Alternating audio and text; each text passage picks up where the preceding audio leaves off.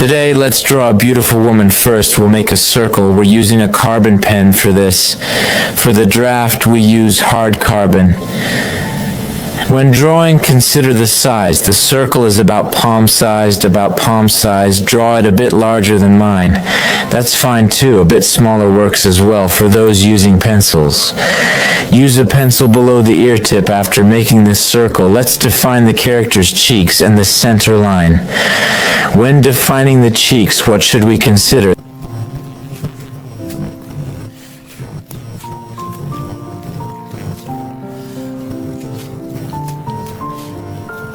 These three lines show the tilt of the character's head and face head width. So this tilt angle should be quite pronounced. The left and right cheek lines, what must we control?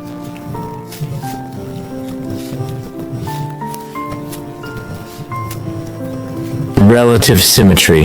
Keep it somewhat symmetrical. It's lower at the sphere's 1-2 point. Let's place the eyes after that position, the lower jaw. How can we extend it out? Don't make the face too long. Note distance from sphere bottom. Once that's done at this step, let's make the circle rounder, this thing. Don't rush the circle. Mine isn't perfectly round either. That's good enough. This looks about right. Connect jaw corners to chin. Keep lower jaw symmetrical. Left jaw high, right jaw low.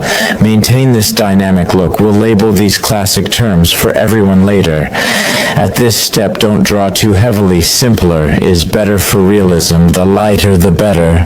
Never draw it too dark. After that, at both ends of the circle, mark the ears' low points. This part is a bit high now. We'll adjust it down later. Adjust circle height, then eyes and brows. For eyes, look carefully and use arcs. The face has some uplift. Use arcs except for front view. Now that we've finished this step, we need to carefully adjust the ratio of the three stops.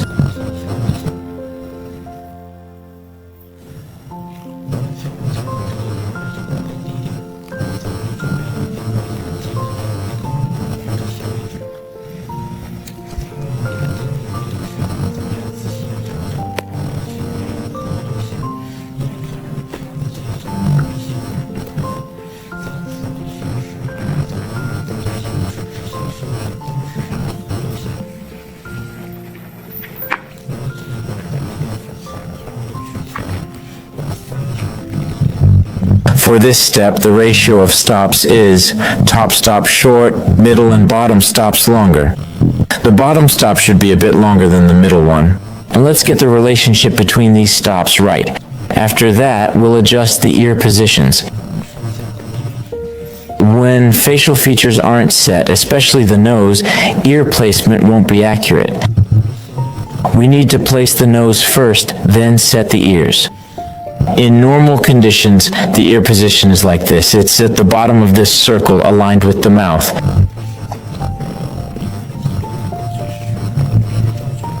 When the mouth opens, the lips should be lower.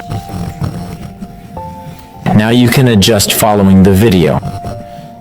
We can go ahead and after this step, we can move on to adjusting the width and position of facial features.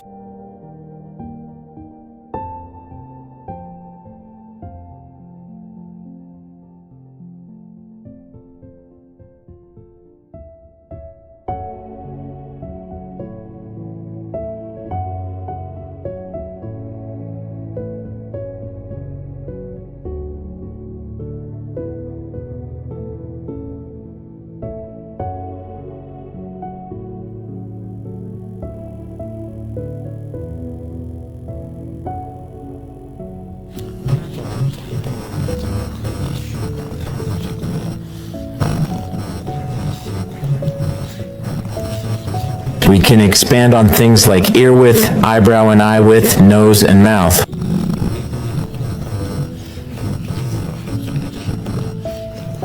We're going slow here so everyone can keep up. Watch how I connect the eye to nose and nose to mouth corner. I'm being very detailed in my comparisons to help you learn. Use reference points for comparison. Make sure you see the step clearly.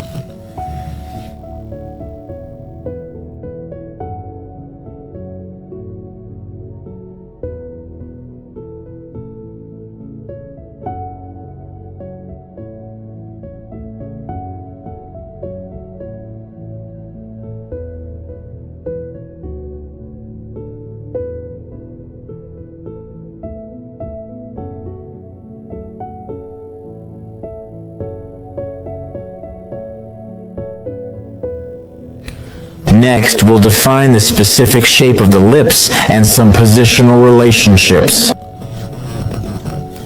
Note the distance between the lips and nose bottom. Don't make it too long. Then the edge of the upper lip and mouth corner. Make the lower lip a bit thicker. We can follow these shapes.